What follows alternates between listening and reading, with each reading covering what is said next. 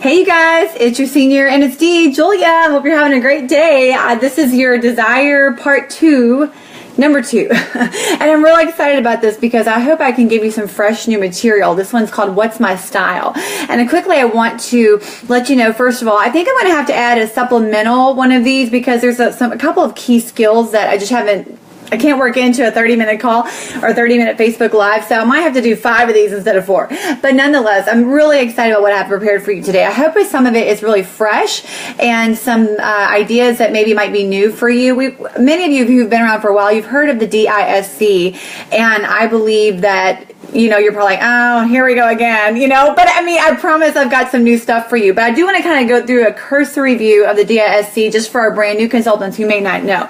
So first of all, I want to review, our last Facebook Live that we had, we basically talked about, who you are is who you attract. So who is it that you're becoming? And we also talked about deciding, what does an investment in yourself look like? How are you personally growing yourself? Point number 2 was that people want to do business with other successful people, right? So what success are you projecting, whether you've actually experienced the success or not? What is it that you're projecting? What are the words that you're talking about? Like, this is where I'm headed. This is where I'm going. And point number 3 is, when you're prepared for success, it shows, and you show that you're serious by subconsciously you attract others when your mode is ready. So how prepared are you for success? Do you have your marketing packets ready? Do you have your business cards ready to go, samples ready? And your challenge last week was, to share with your director what your personal growth plan was, and then also to put together 40 marketing packets, and then to write down the qualities of your dream team. So how did you do on that? Okay, evaluate yourself on a scale of 1 to 10. Did you get those things done? Okay. If you didn't, forgive yourself and move on and plan some time this week to actually do that. Okay. Now I want to move into the subject matter today, and it's about, what's my style? And I have a lot of fun stuff to share with you because I've invested in myself over the last year, attending 3 different coaching schools, and we talked a lot about personality styles. And I have to say, I've sat in on numerous personality style type of teachers, and I still learn stuff about that. So I want to teach you some of that today. Okay, so there's lots of personality styles and analysis and tests, and there's Myers-Briggs, which is one of my favorite. There are animal types, there's melancholic, sanguine, the 5 basic needs, the love languages. I just love this stuff. I think most women I would stereotype as actually enjoying personality type things. And yet by the same token, sometimes I kind of reject it because I don't want to be categorized, or I don't want to be put in a box. I don't want to be like, oh, you're such a I, or whatever. I kind of reject that somehow. But I will say that this kind of stuff is so helpful to kind of learn because, even though we are all each unique individual human beings, and there's no one in the creation of the earth that has ever been exactly like you, and no one in the future who will ever be exactly like you, I do think it's really fascinating just to learn how people are wired.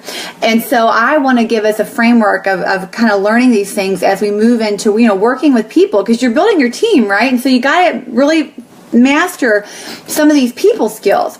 And so I want to give you a cursory overview of the DISC, but then what I'm going to do, like the middle part, hang with me, even if you feel like I've heard this before, hang with me, because I'm going to talk about like how you can use that so helpfully in your Mary Kay business, okay? And the first part of housekeeping I want to say is that something that makes me absolutely cringe is when I hear people say, oh, she's such an S, or look at that I, or she's the big D, and please, let's not ever say that, because we just don't want to categorize people and put people in a box, okay? So point number 1, big idea number 1 is the communicator with the greatest flexibility has the potential to make the deepest connection. Okay, write that down. The communicator with the greatest flexibility has the potential to make the deepest connection. I gotta say amen to that. You've heard people say that, oh, I have like a PhD in people because of Mary Kay. I can see why, because that's what we do, is we really connect and build relationships with people. And that great quote that says, seek first to understand before trying to be understood. Seek first to understand other people before trying to be understood yourself, right? Before you get your point across. I think there's so much truth in that, because others bring their own programming from their own childhood influences with them. And you just never really know why people are the way that they are. If someone has a super super strong opinion about something, there's usually a reason for that. Like there's usually something that happened in their past or something that they may never tell you. Like I've noticed some people, if they're real closed off or guarded, or like they'll open up easily, or if they, just are real resistant. I mean, there's usually a reason for that. Like something in their life has probably happened to make them feel that way. And that's okay. But again, we need to seek to understand them first before we try to plow through our agenda into them. Okay?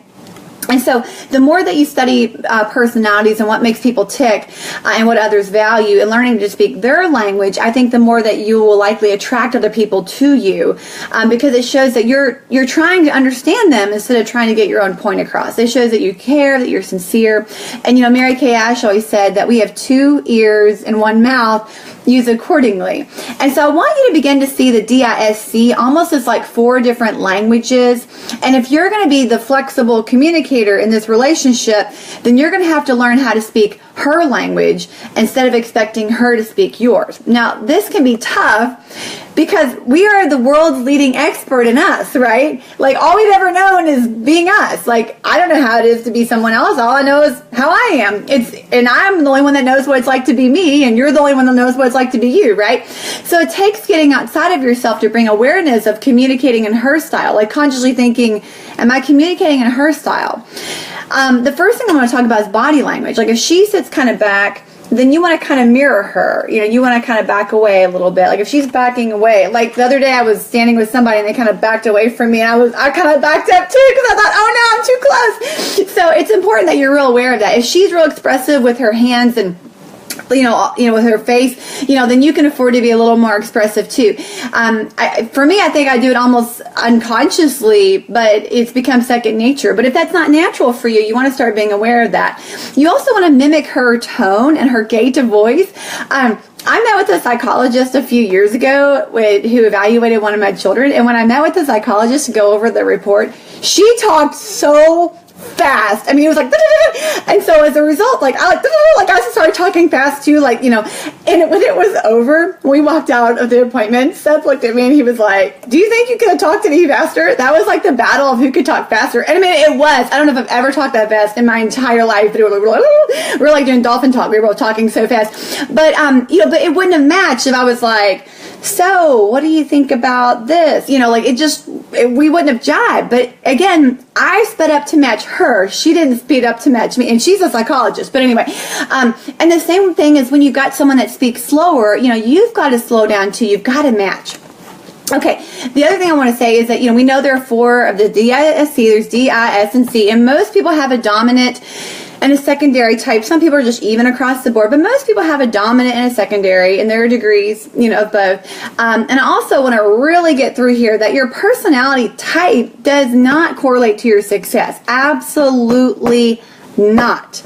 Absolutely not. Not. Your desire level, I think, and your hunger, I think, and how tenacious you are really correlates more of your success. But your personality style does not correlate to your success no more than your hair color, okay? Your success has so much more to do with how driven you are to succeed and your people skills, big time, okay? There's not one good and there's not one bad, okay? So let's get that across here.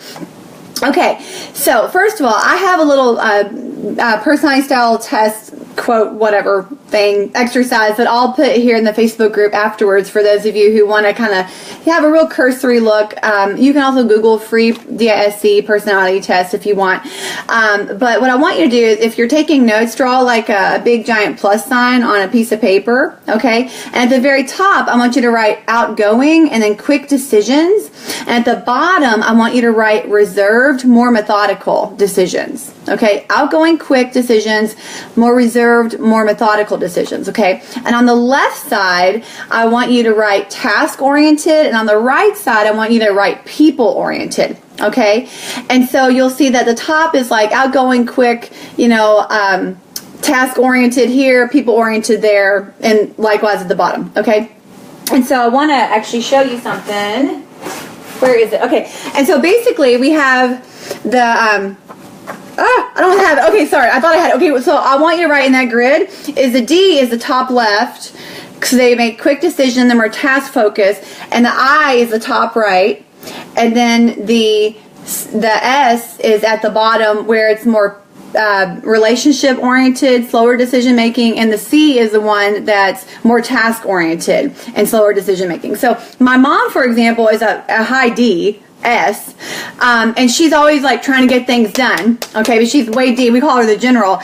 And so like she'll actually call me and be like, well, so-and-so stopped by my door and I couldn't get anything done. Like she will sacrifice the relationship a little bit because she wants to get things done. Does that make sense? And on the other spectrum, you've got people who they don't get as much done because they're all about connecting. Okay, does that make sense? So, I mean, obviously everything in moderation, right? But I thought that was a funny example for my mom because she'll call me and be like complaining that so-and-so stopped by and therefore she couldn't get her stuff done. And I'm like, Mom, but whatever. Okay, so let me say this too about...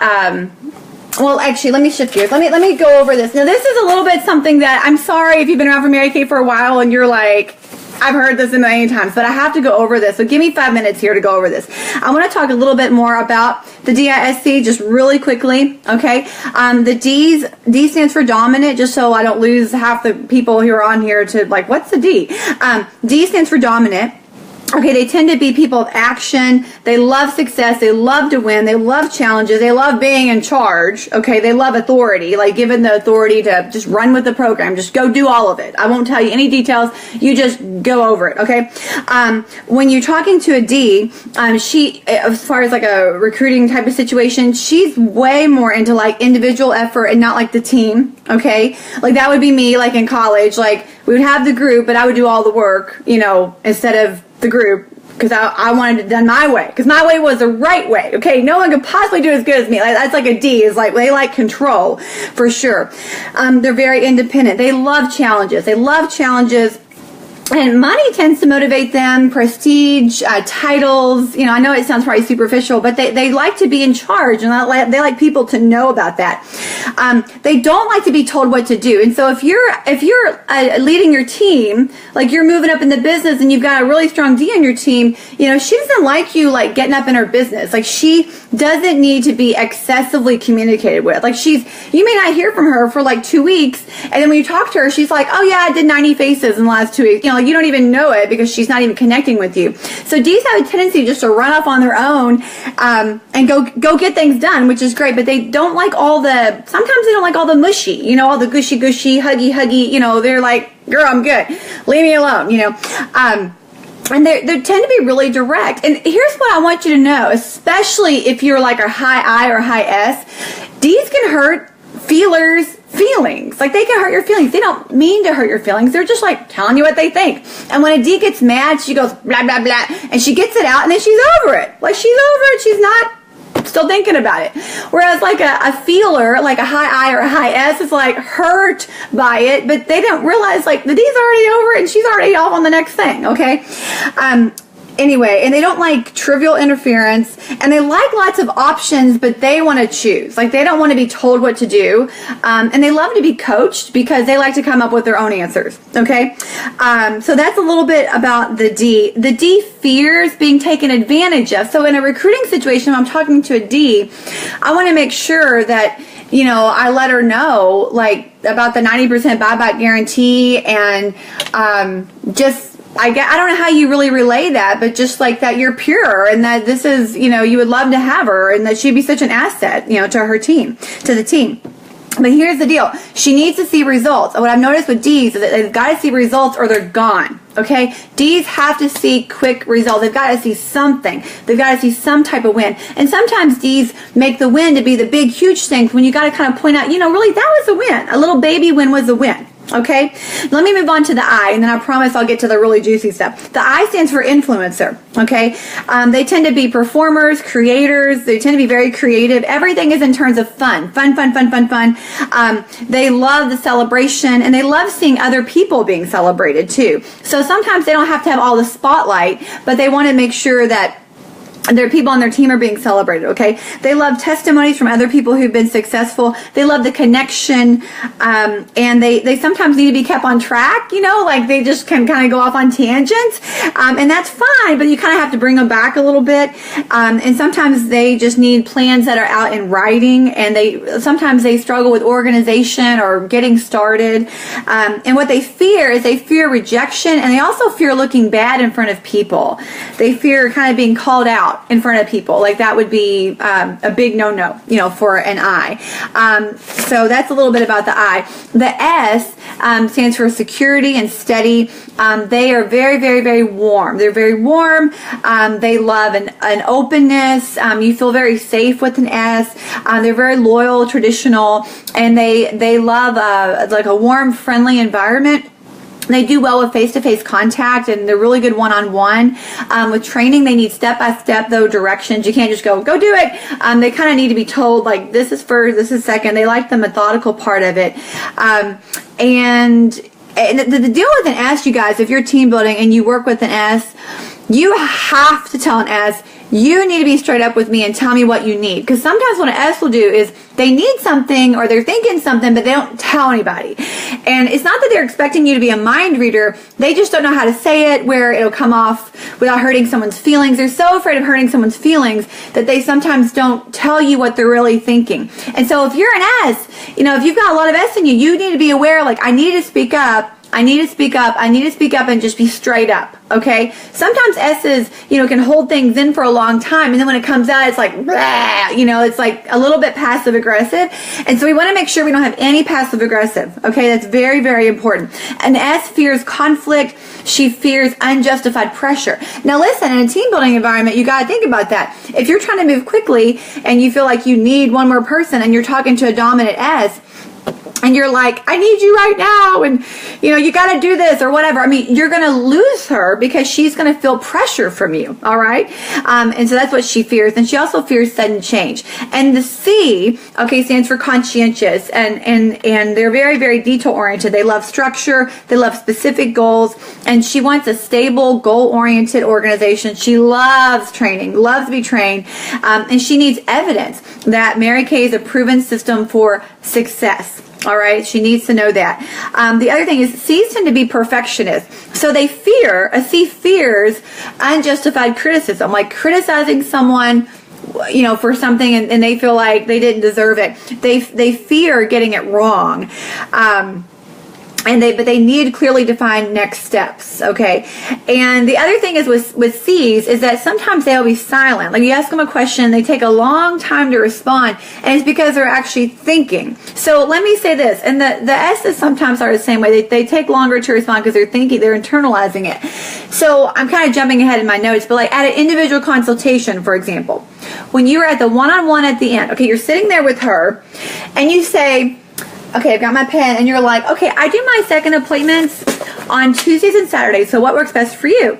And you zip it, and you look down. Wait. You're like, okay, more times than not, I've been like, you don't have to have a second appointment, it's okay, like I can't handle the silence. I'm like, okay, no. An S or a C is just thinking about it. And so I'm assuming she's thinking, I don't want to do that.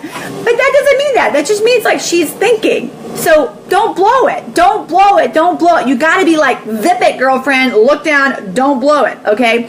Whereas like with a D or I, if I go, I do my appointments on Tuesdays and Saturdays. What works best for you? Zip it and you look down. She'll go Saturday. Or she'll go, I don't want to do that. Okay, like she'll lay it on you quickly. But if she pauses and hesitates, don't blow it, man. Don't blow it. Just let her have the space that she needs. It's awkward for you, but she's just thinking.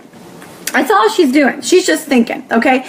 So let me shift over into like the juicy part, and thank you for hanging with me kind of through that. I know it's super fast, but I wanted to make sure I went over that for our new people, okay? So let me talk about the new stuff you probably haven't heard yet from this point on. Okay, the DISC, when they walk into a room, okay, I'm just giving you some stuff on how to maybe identify people that might be helpful. Usually when a D walks into a room at a Mary Kay event, okay, she kind of charges in, goes fast, she walks fast, she shakes your hand, she shakes it from like far away. She's not going to hug you. She's like this. Okay, she's like a dominant D.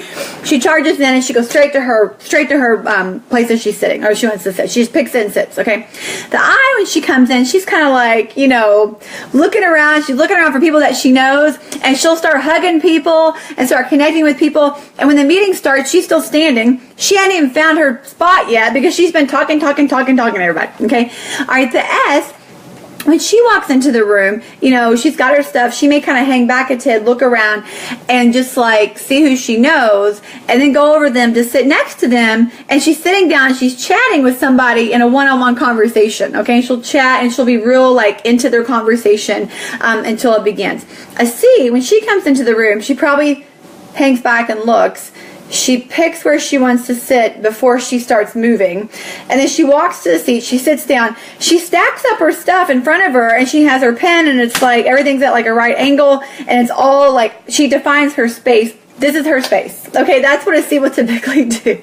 I know I'm stereotyping, but I hope this is helpful. Okay, so in an interview situation, when you're connecting with someone and you say, "So tell me about yourself," the way that she answers is actually really important, and start paying attention. So I want you to take your brain, open it up, and take you out, and be real aware when you're in this interview situation, like you're actively listening for the way she's going to respond. You're actively listening. So you're like, "Well, tell me about yourself." And if she starts telling you about her job and her authority, the number of people she's in charge of, or that she's president of the state PTA, or what all she likes to do, she very well could be a dominant D. If you say, "Tell me about yourself," and she starts talking, and she just kind of talks a lot and tells you way more than you asked for, chances are she's got a lot of I in her. Okay. If you say, "Tell me about yourself," and she immediately starts talking about her family, and nothing's in terms of herself. She doesn't say me or I. She talks about others, or about helping, or community, or church. I mean, those are good indicators that she could have a great deal of S in her. And if you say, "Tell me about yourself," and she asks like a clarifying question, because C's tend to be very analytical and they want to get it right. And so if you say, "Well, tell me about yourself," and she's kind of wondering like, "Why do you want to know that?" or "What do you want to know?" She's, "Well, what would you like to know?" That can be a very big indicator that she tends to have a lot of C in her. Okay, so pay attention to that. Okay, so big idea number 1, I just want to review, is that the one with the greatest flexibility has tends to make the deepest connection. The communicator with the greatest flexibility tends to make the deepest connection. Okay, big idea number 2 is when you are building your team, you want to cater to all 4 styles in your business. Big idea number 2, when you are building your team, you do want to cater communication to all 4 styles whenever you're working your business. So let me walk you through this. I hope this is kind of new. For example, if you're leaving a Voxer message, and you have a lot of I in you, the influencer, okay, and you're leaving a message for a strong D personality, if you are long-winded and go a really long way, the D's going to get annoyed at you that you're so long. Okay. If you are leaving a message for a team member who's a high C, and you're leaving a message and you don't leave her with very clearly defined next steps, she won't feel like she knows what to do. Okay? If you are a D, a strong D, and you're leaving a Voxer message for a team member who's a high I, or an S, and you're not real warm, and you're just like all business all the time, and you're never like, "Hey, how are you? How are the kids? How are things going? I heard your dog had puppies." You don't reference anything personal.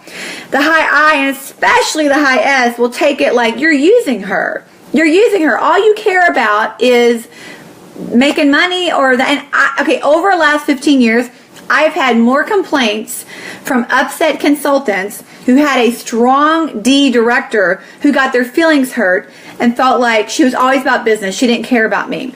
It's not that D's don't care about you. They totally care about you. They just tend to keep their emotions in. That's just how they're wired, okay? And so you can't, you have to, have a little bit of a tougher skin, S's and I's, because you get your feelings hurt, okay?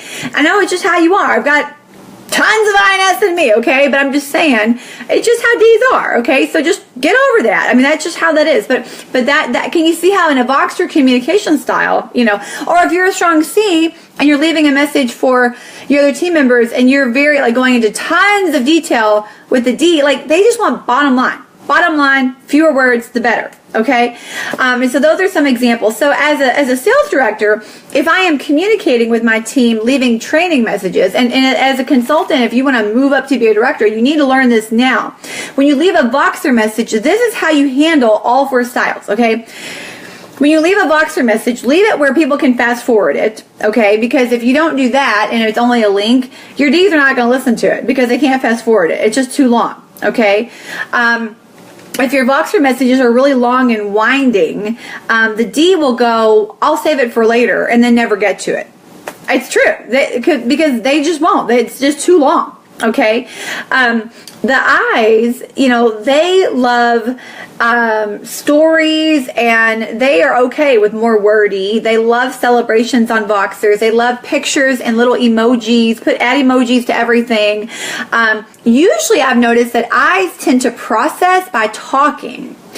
So if you've ever been the recipient of someone's voice journal, you know what I'm talking about? Like if you've ever been the recipient, you know what I mean by the voice journal, okay? You've had the team member that goes, so, and she starts talking. You get like a 10 plus minute Voxer message about like, you're like, girl, you could have left that in like 3 minutes, okay? So, but that's like a typical I message, okay? I's tend to be more of a feeler and they process externally.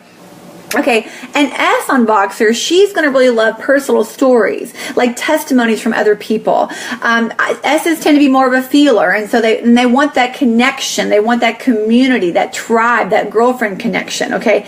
And the C's, like I said, they want clear next steps, okay? So if I'm leaving a Voxer message, I want to leave a Voxer message just like where you press the arrow button and people can fast forward it.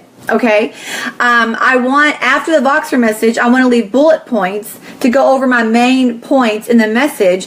And at the end, if there's any action steps to take, I want to type out the action steps to take. So anyone that could be looking at this, they could fast forward and listen to it quickly. They can scan the bullet points of what the message is about and also read the next steps, okay?